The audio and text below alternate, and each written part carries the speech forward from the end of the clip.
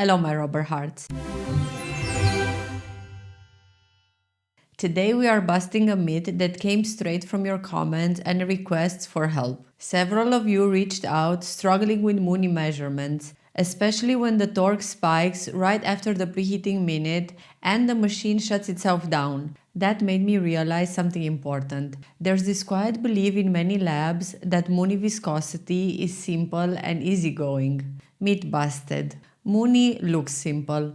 It is not, especially when we talk about what happens at the exact moment the rotor starts turning. Let's start with the basics so we are grounded. The Mooney viscometer measures the torque required to rotate a C-rated metal disc called the rotor inside an unvulcanized rubber sample at a defined temperature. Torque reflects resistance to flow. Resistance reflects viscosity. Simple in principle, but subtle in practice. In a standard ML 1+4 at 100 degrees Celsius test with a large rotor, the sample preheats for 1 minute without rotation. Heat begins penetrating the rubber from the heated dies. Then the rotor starts to turn, and this is where many labs see a dramatic torque spike. Now that spike does not happen for only one reason. First, temperature gradients inside the sample.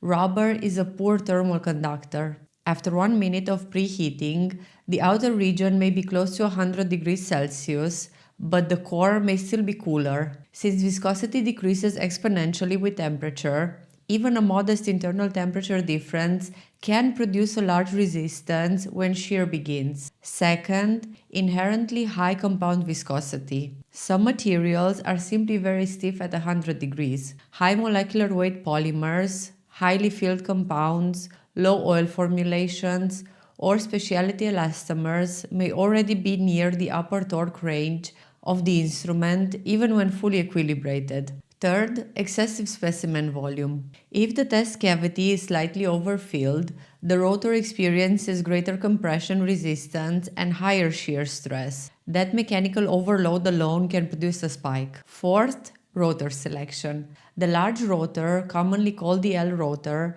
has a diameter of about 38.1 mm. It engages a larger volume of rubber and applies higher shear stress. Larger radius means larger moment arm. Larger moment arm means higher torque. For very stiff compounds, the shear intensity from the large rotor can push the measurement beyond the instrument limit. Fifth, storage and condition history. If the rubber was brought in from cold storage and tested immediately, the internal temperature gradient becomes even larger. That amplifies the viscosity difference at the moment rotation begins. So, when the spike happens, it is not a random event. It is the instrument responding to temperature-dependent viscosity, shear intensity, fill volume, and material stiffness. Now, let's talk about the rotors more clearly, because this is often misunderstood.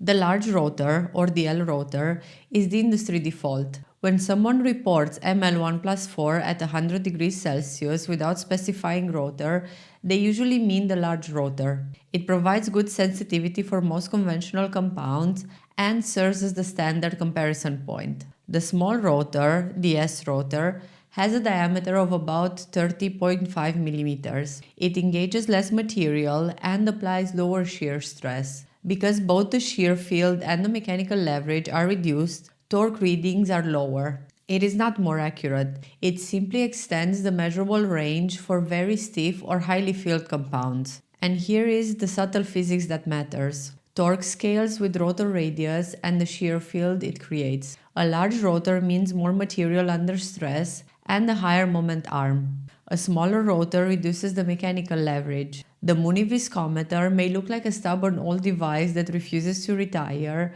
but rotor size quietly determines the stress history you impose on the rubber. And rubber remembers. Now, let's solve the spike problem properly, cause by cause. If the issue is temperature gradient, condition the sample. Allow rubber stored cold to equilibrate to laboratory temperature before testing. 1 minute of preheat is not magic. It cannot instantly eliminate large internal temperature differences.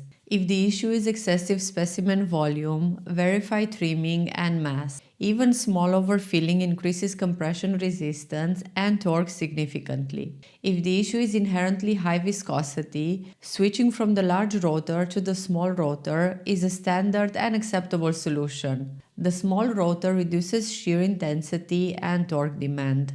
If torque still exceeds limits, increasing the test temperature from 100 degrees Celsius to 120 degrees Celsius can reduce viscosity enough to bring the signal into range. But here is the most important part. Every change must be logged and recorded. ml and ms values are not interchangeable. ml at 100 degrees Celsius is not directly comparable to ms at 100 degrees Celsius, and neither is directly comparable to ml at 120 degrees Celsius. If a compound consistently behaves this way, you define a compound-specific test method. You select the rotor and temperature that gives stable, repeatable results. Then you establish new control limits using that defined method.